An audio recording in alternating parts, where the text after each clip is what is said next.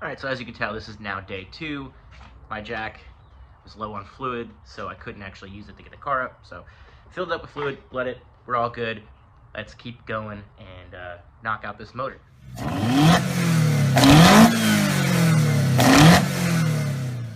Everything is disconnected minus the stuff on the bottom. So we've got like the reverse safety switch, the speedo cable, the exhaust, and the drive shaft, and then we can start actually taking out like the transmission subframe and loosening up the engine mounts and get this thing out.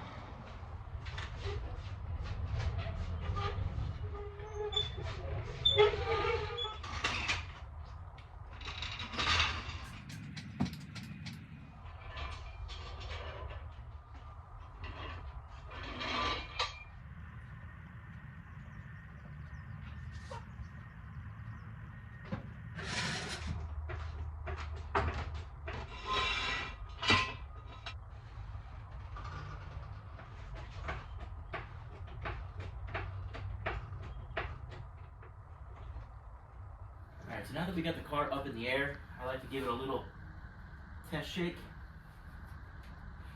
because it's much better that it falls now than later when we're underneath the car.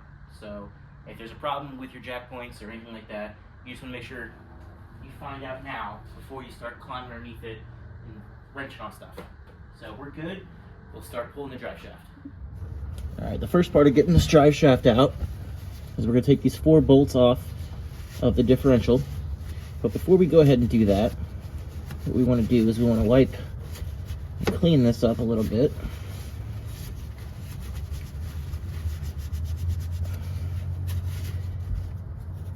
And ideally you would use a paint marker. I don't quite have a paint marker, but I've got something similar. You want to mark one of these bolt holes with a line like that. Now the reason why we're doing that is we want to keep the drive shaft balanced to the differential. So by making a mark like that, you can line this mark back up and we'll have the drive shaft orientated in the exact same way as it was before we took it off. It sounds like a little deal, but it's actually pretty important. Now to get these off, on a Corolla, you can't fit a socket in here and get it off. So what you'll need to do is use 2 12mm box wrenches on either side of the differential.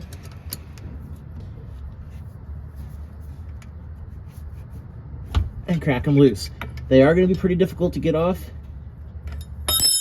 and you want them on there pretty tight when you put them back on, because the last thing you want is this to come loose. It's going to cause some crazy vibration up until it comes off completely, and then it's going to really destroy your car. So you definitely want to make sure that you got these on tight. And then we're going to go ahead, we're going to do all 4 of these. Now, what I like to do, once you have all 4 out and the drive shaft drops down, I like to put the bolts back through the drive shaft or back through the flange of the differential. And either way, it doesn't matter, but that way you don't lose them.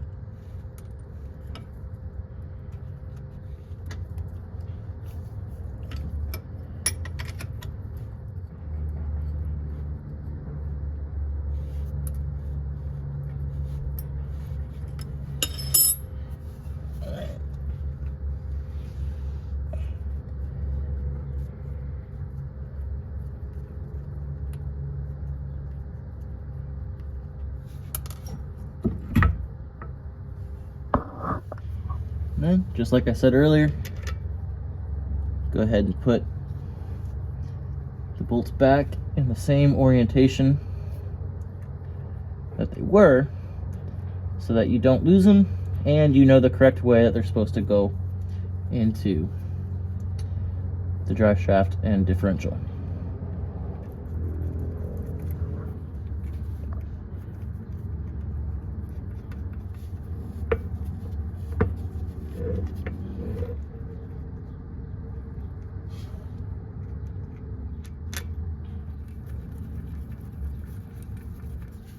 Okay, so the next thing that we're going to do is we're going to take these two bolts, there's one here and one here, they're 14 millimeter.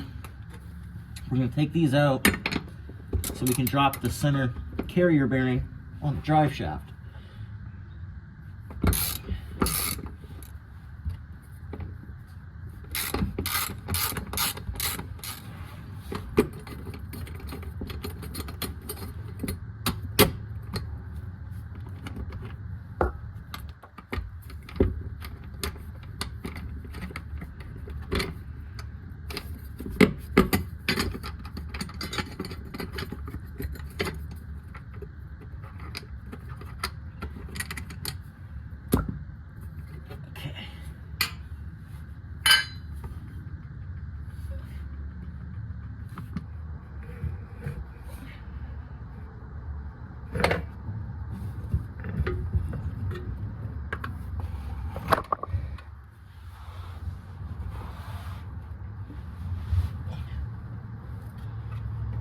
Of course, don't drop your drive shaft in the oil pan, because then your oil pan won't catch oil. But we'll just go ahead and let that leak for now. As while we're in this position, we can go ahead and take the speedo cable out by loosening this thread cap here and gently pulling the speedo cable out.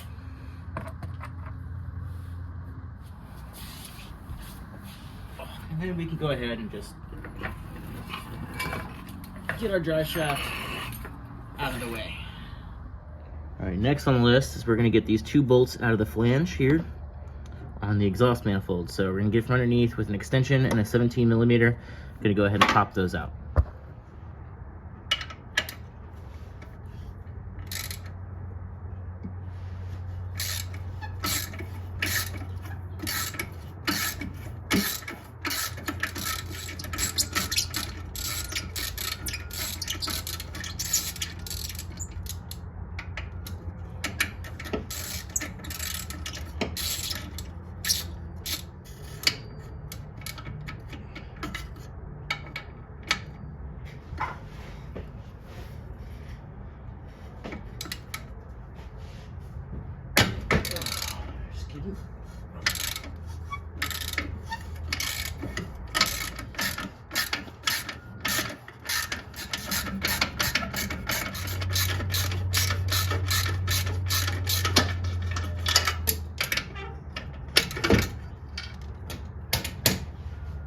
Next, we've got the neutral safety switch.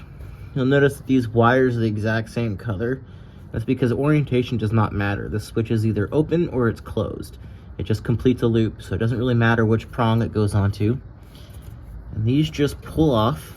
So we've pulled them off, and you'll see that they're just open-end connectors that go on those prongs right there. So pull that out, get that out of the way. Next thing, we want to go ahead and take off this ground strap that goes to the transmission. Now you can take it off here, but I'm just going to take it off here with this 10 millimeter.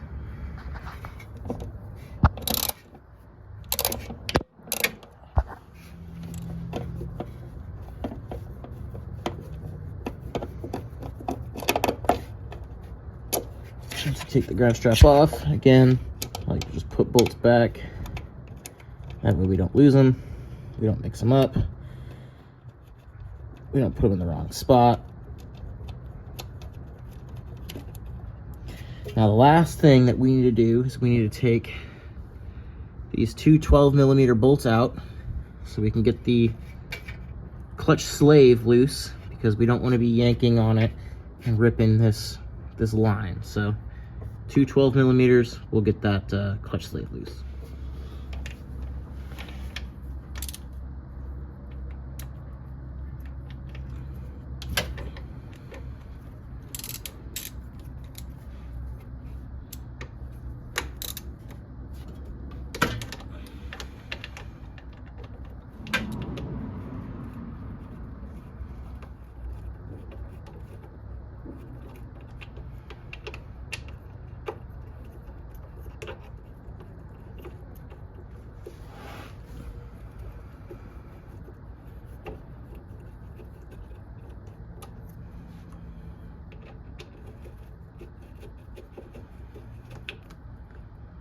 There it is. We'll drop the clutch slave down again. We'll go ahead and put the bolts back in so we don't lose them and we know where they go.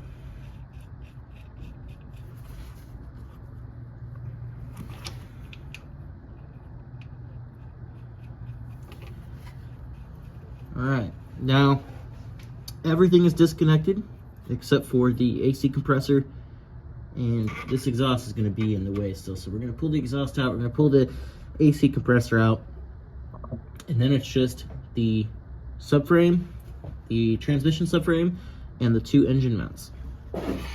It's the last part that is holding the exhaust on. This is a little ghetto, but this is not factory. Something I did a long time ago.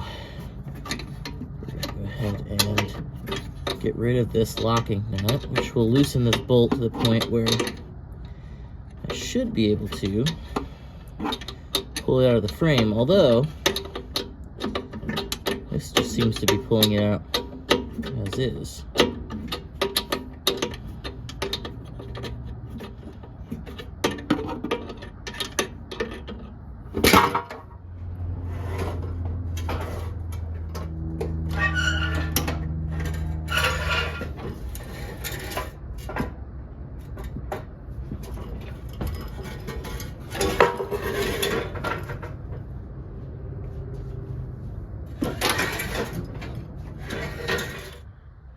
Okay, now the last thing I have to disconnect is the AC compressor, and I saved it for last because it's arguably kind of sketchy, because we want to keep this system charged. So we don't want to take off the lines, we want to just disconnect the compressor from the bracket and shift it over and strap it so that it's hanging here. In order to do that, there is a bolt here, and there's another one that you can't see just down here. There's a bolt here, which you can actually see the bolt here, but the bolt head is here and here, down further below. There's just four. They're all kind of equally spaced. So here, here, here, and then lower down there.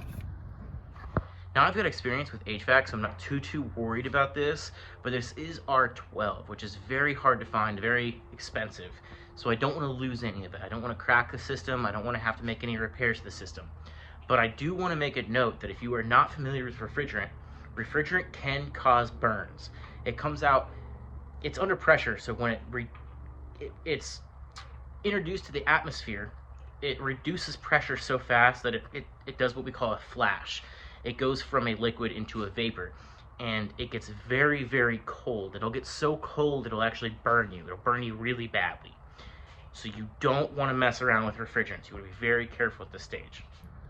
Now the very first thing that we're going to do to get the compressor off is we're going to go ahead and reduce tension on our accessory belt here, which purely just drives the AC compressor. As you can see, the alternator and the water pump is driven off of the first belt. The second belt is purely for the AC compressor. So it's this bolt here. We're going to go ahead and loosen that. It'll drop this this tension pulley down, which will give us some, we'll reduce the tension on our belt. We'll take our belt off. Then we're going to go ahead and reduce our 4 bolts that I showed you earlier from the compressor.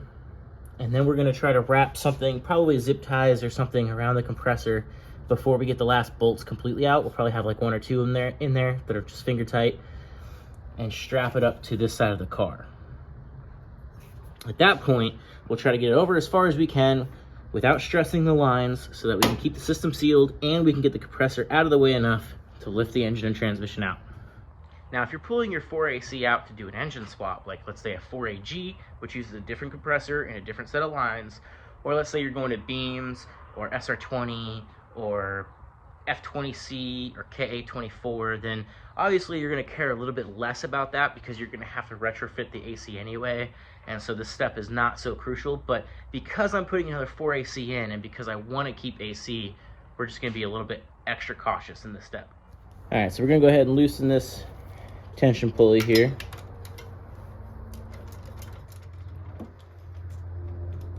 That's probably pretty good. All right, so now we got our belt off. We throw this to the side. We'll probably put a new one on because it's so old. It hasn't been run very many miles, but it's old. So, you know, rubber degrades over time, whether it's in the sun or not.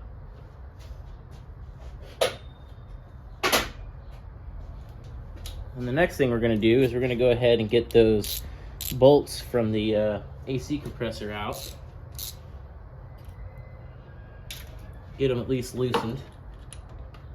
I believe they're a 12. Yeah, they're a 12. So we got one there that's loose.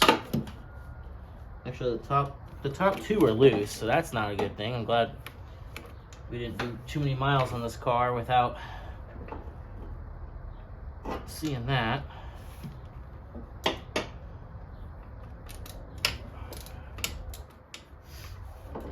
another one loose, and the last one here in the bottom. Okay, just crack that one loose. So no, you can't really see very well, but I promise you they're there. If you've got a 4A-C in person on, you'll be able to figure them out. Just don't loosen this bolt or this bolt. These are for the lines here. You want to make sure that you keep those on, unless, of course, the system is empty and you're taking all of it out. If you're taking all of it out, go ahead. But like I said, we're trying to keep all that R12 refrigerant in there. It's expensive stuff. I'm not trying to fill my whole garage with refrigerant and bad stuff that you don't want to ingest. I'm not trying to hurt the environment. We're trying to keep the system sealed. We'll go ahead and get one bolt out. We'll leave that one in there. We'll try to take these two bottom ones out. That's two.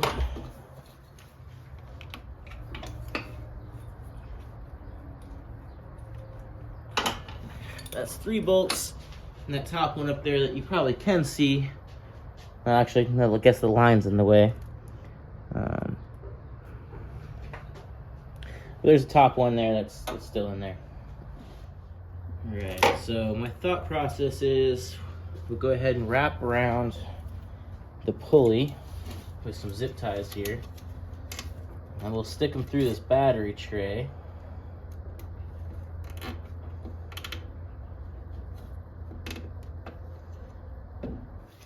And we'll go ahead and pull this last bolt out while supporting the compressor.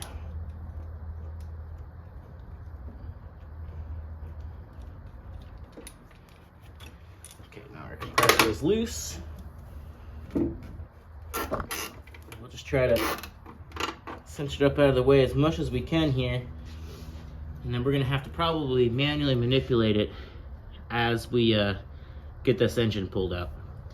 So it's not putting too much stress on these lines. It is putting a little bit. I'm not super happy with it, but it's better than nothing. It's better than just dropping the compressor as is. So we'll keep it like that. We can still manipulate it, move it around, and get it out of the way. That's where we're at right now. Now, if you stuck with me this long, I appreciate it, and I promise you we're getting to the fun part where the motor is about to come out, all right? The only thing left is the transmission cross member and the 2 motor mounts.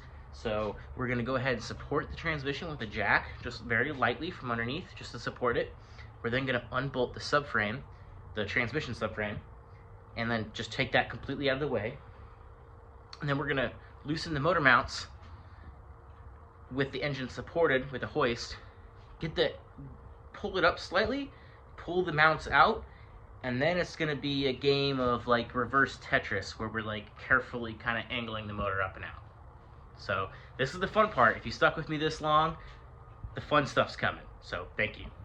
All right, now as you can see, we got our jack supporting the transmission. It's not pushing up, it's just taking the weight. So when we unbolt this cross member, this transmission is not going to fall and tear our engine mounts. So the first thing that we're going to do is we're going to take the two 14mm bolts out of the transmission itself. Now this is a brand new Cusco mount, so I don't want to tear it. I want to make sure that this mount's in good condition. As of right now, it still is. We're going to go ahead and take this 14mm bolt out. There's two of them. Now, when you take these first two out, the cross member is still holding the weight of the transmission. It's just no longer bolted to it.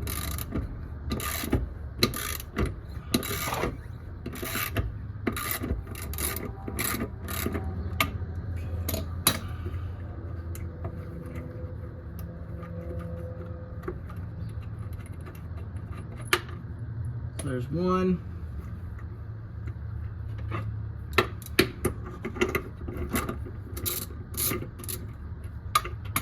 There's two. Now we're going to go ahead and we're going to take the four out of the subframe to the chassis, which is these two and these two here. I like to bring them down kind of evenly.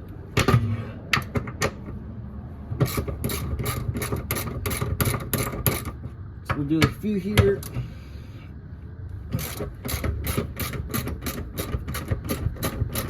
A few turns down here.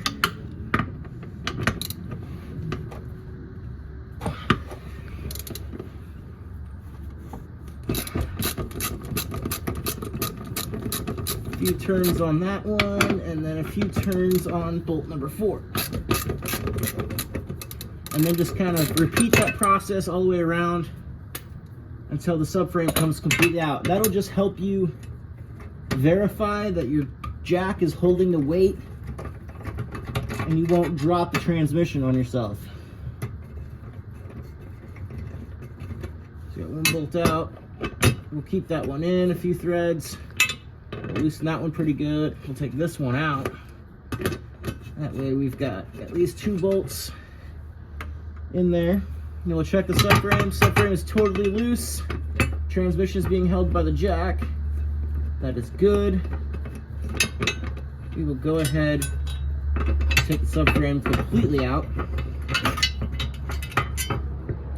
Like so. There's a little hole and there's this little nub so you can kind of hang the cross member there. That's all it is. It'll hopefully stop you from dropping a piece of metal on your face. Now the transmission's out. Now we'll go up front to the engine bay and loosen the engine mounts. And then we'll get the motor strapped to the hoist so that we can start lifting on it. All right, so we're gonna start with the driver's side engine mount. And because of how tight it is in there, I recommend just using a wrench, not a socket wrench with socket. Get it on there like that. Then very carefully give her a whack with a hammer.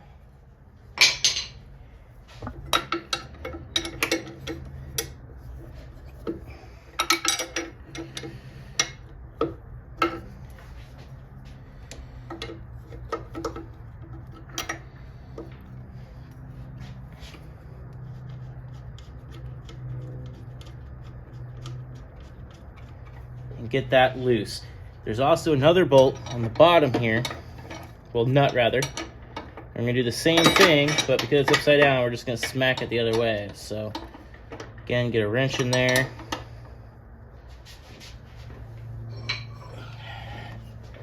And very carefully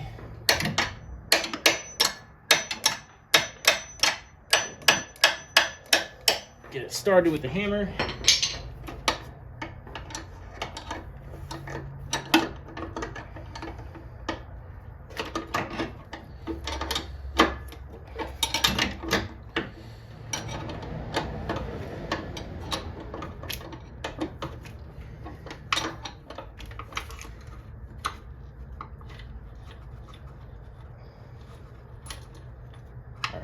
so you can get it nice and finger loose, right?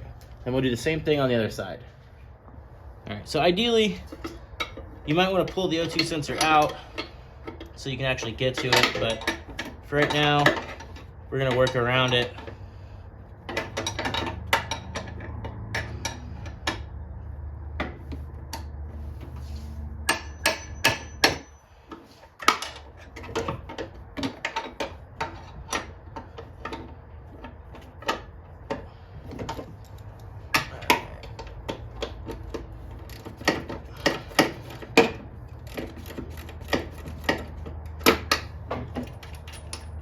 So that one's hand tight. I'm gonna try to sneak the socket in here on this side. It's a tight fit. It's not really ideal.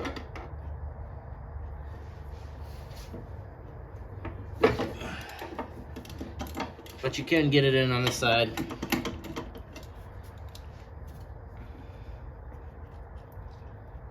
And we got that finger tight as well.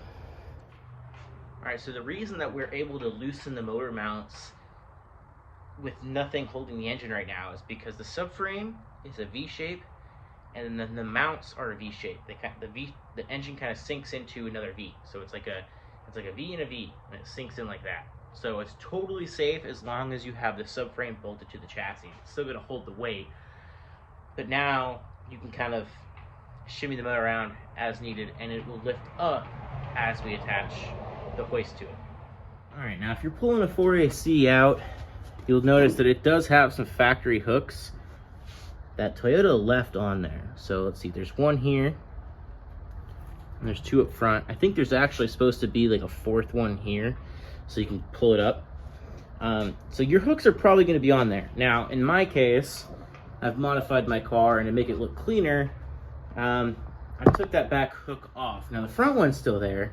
That's nice and tight, but the back one's not. So what we're gonna do is we're gonna go ahead and just take this one off of this motor here, and then we're gonna take this nut off of the intake stud there, slip on the hook, and then nut it back on. That'll be enough. With the two hooks, we'll be able to get the engine and transmission up and out.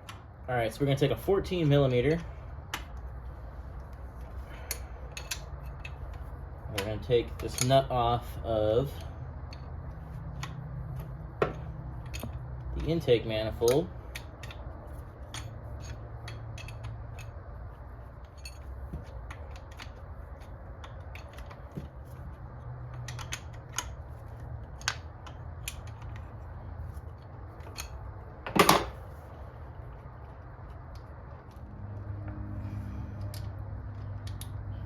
Pop that washer off for extra space. And we're going to slip this hook on.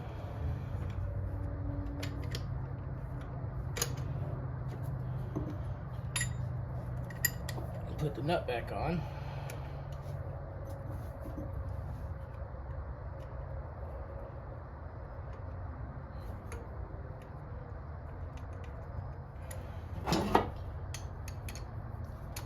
And then go ahead and tighten this baby down as much as you can so that we don't bend the stud.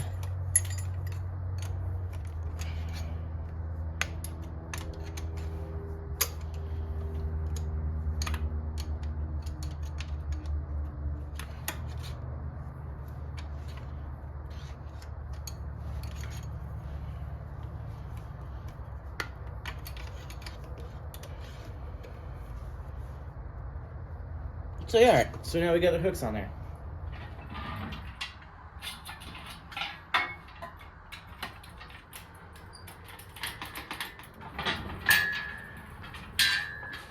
Plenty.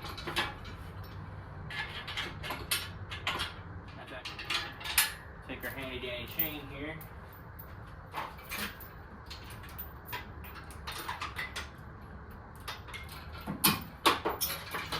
Get this as tight as we can possibly get it, slipping it over our hooks.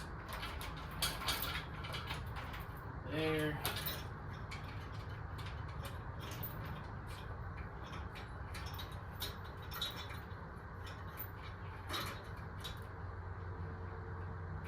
And there. Now we're ready to lift.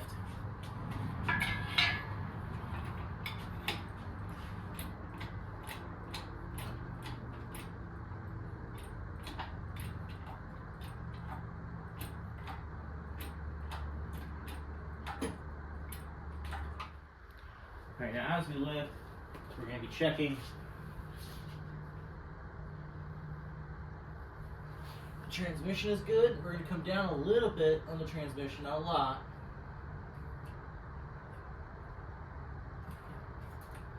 Okay, and then come up, and we're just going to kind of play and massage this thing out. Alright, now that we got our engine hung up and the weight is on the hoist, we're going to go ahead and take the nuts off of our engine mounts so that they can completely separate from the cross member, because as soon as we get the chance, we're going to want to take those out so we have the extra wiggle room to get everything else in loose.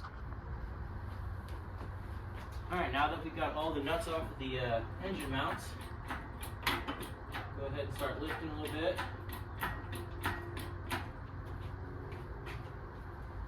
So we get enough slack that we can take the mounts and the biscuits out.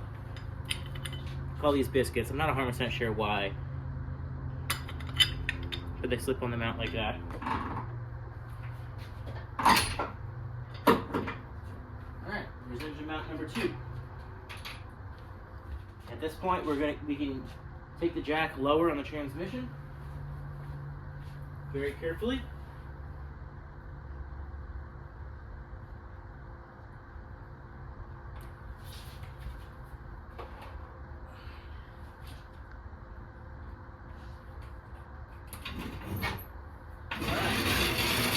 Now this is completely hanging from the hoist. So we'll pull the hoist forward a little bit, carefully. Now I can feel that the transmission is hitting the body. That's what our biggest snag is. Just a little bit, not too bad. So we need to come out a little bit more.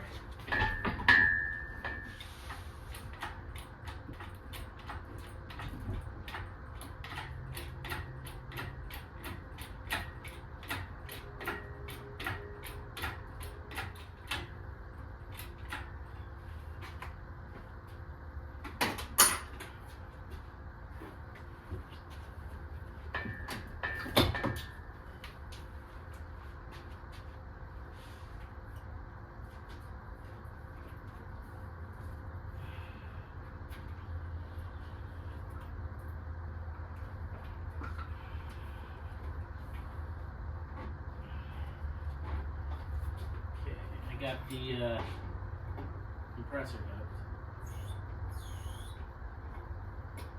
which I was a little worried about. Yeah.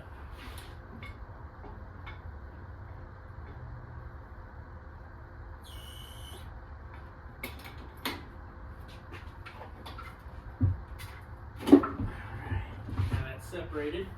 Oh yeah, we got a lot more angle on that motor now. Cool.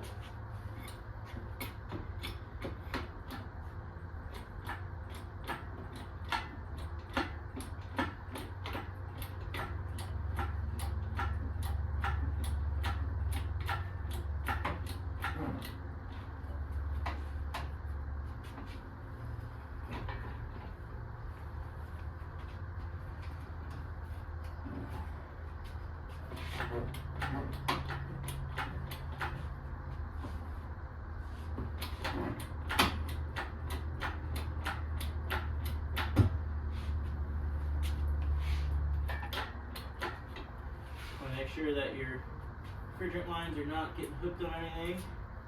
So far we look clean and clear. Nothing's snagging. Everything is looking great.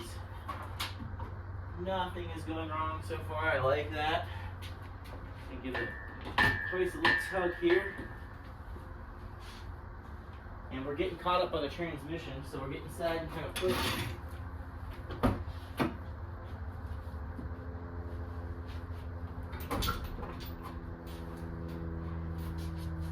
Give a little bit of a push to the transmission. We got a lot more space now. We can go even higher. A little bit of a pull. A little bit of a push. We'll keep coming up. We want to be careful not to hit the cross member here, or the core support here. Like I'm just now starting to hit it with the pan, so we're going to push in just a little bit. You want to make sure you don't put your hands anywhere that can get pinched.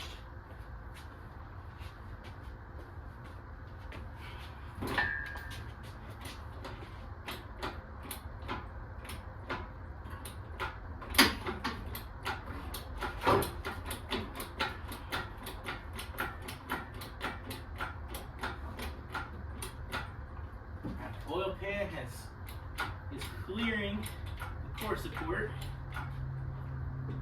We want to make sure that we're dripping a lot more fluid out of the transmission now. So we're going to move our oil pan forward with it.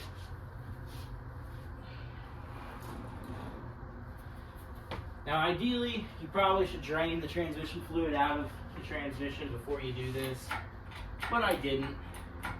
So learn from me, just drain the fluid, it makes it easier. But we're getting up there.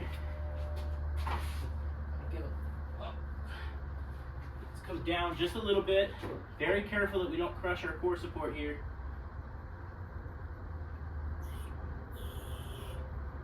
Just clear. Should be able to give this a little tug. There we go. A little push. There we go. A little lift. A little push.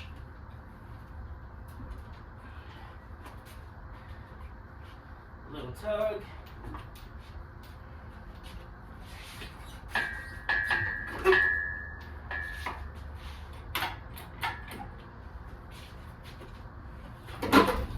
All right.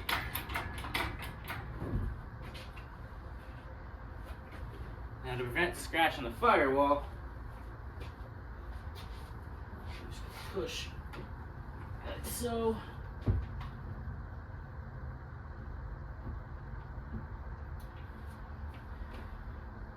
We're almost touching the core support, so we kind of want to come up and pull at the same time.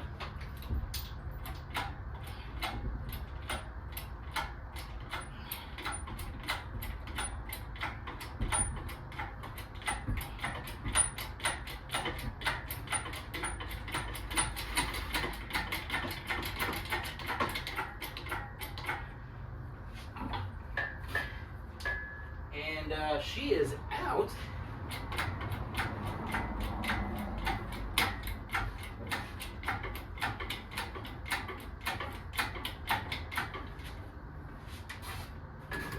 Pull for some dramatic effect. We'll go ahead and spin our hoist. And we're gonna carefully pick up the transmission over the body while we spin our hoist. Be careful.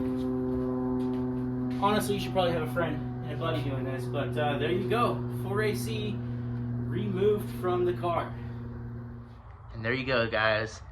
AE86 with the 4A-C pulled out. If you stuck with me this long, guys, I really appreciate it. Thank you. Go ahead and hit that like button. Go ahead and subscribe. Go ahead and leave questions or comments down in the comments. And we'll see you next time.